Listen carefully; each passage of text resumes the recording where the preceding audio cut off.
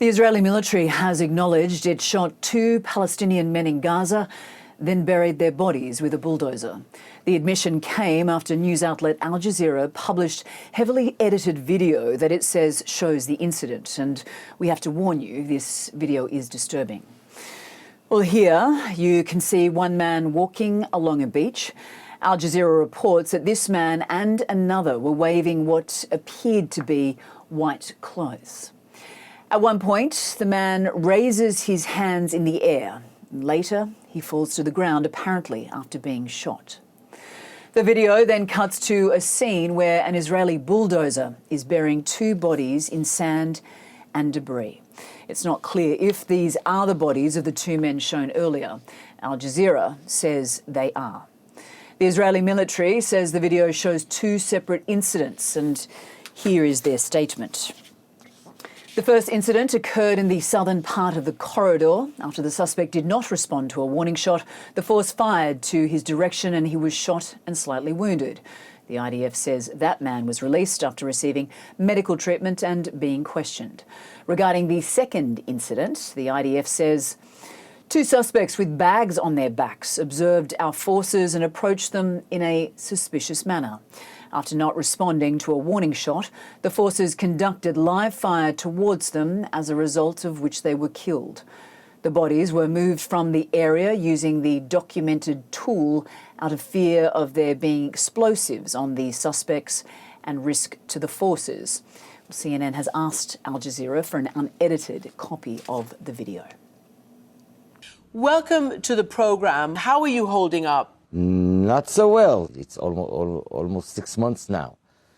And every day is, you have cycles of despair and hope and despair. And what is your honest, genuine feeling about whether you will get your uncle back? He was alive, according to others who've been released subsequent, but he was injured. Last we heard was from, as you said, one of the released hostages, who was a lady medical nurse in Soroka Medical Center. And she took care of him. Apparently, he was taken to Gaza on the back seat of a motorcycle, and he fell on the way. I remind you, this is a 79-year-old man. So apparently he fell and he got some superficial scratches and wounds, and she took care of him. And she said that his wounds are getting better. But since then, and this was like almost 3 months ago, we know nothing. We just know that he's been moved, and now he's probably deeper inside some tunnel.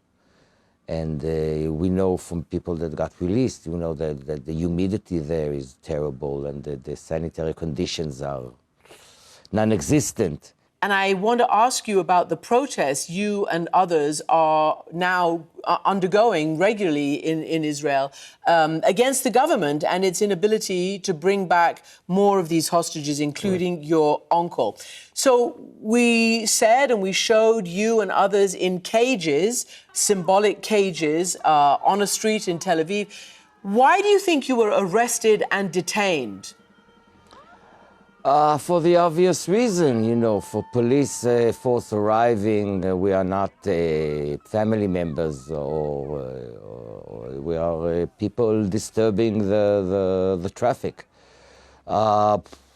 We got released real fast last Tuesday. We spent like 134 minutes symbolically in this prison cell. It's nothing compared to what my uncle is going through, of course. So the Israeli government has, from the beginning, said that it has 2 objectives: defeating Hamas and returning the hostages. Do you believe that second objective is actually, happening? The military maneuver, the going on in Gaza is not helping the hostages in any way. This was, from day one, we understood that there can't be 2 prime objectives. And they try to convince us that these 2 objectives will go hand in hand, and neither of them is accomplished. And the Israeli administration is just not committed enough, and it's busy doing all kind of political games for political survival. And the hostages are wasting away in some rat hole inside Gaza. And we don't have time. They don't have time. Every day that goes by. You told us before we started the interview that some hostage families are hesitant to actually go out and protest. Why is that?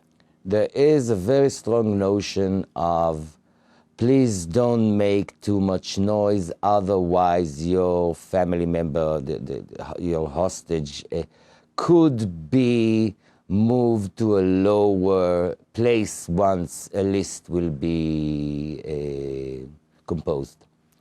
There's a lot of pressure coming from the cabinet ministers stating these thoughts, okay, be quiet, play along, come with us to these delegations and meet with the UN and put pressure on outside players, but don't say anything to contradict the official governmental line.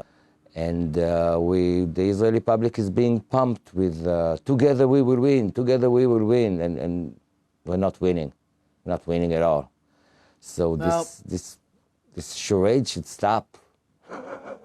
We need some international intervention, because the way things are going in Israel now, we're jumping straight head down to the abyss. And it is really horrible to hear you describe that, and we obviously wish you all the best. Zahiro Shahar-Moore, thank you very much for joining us.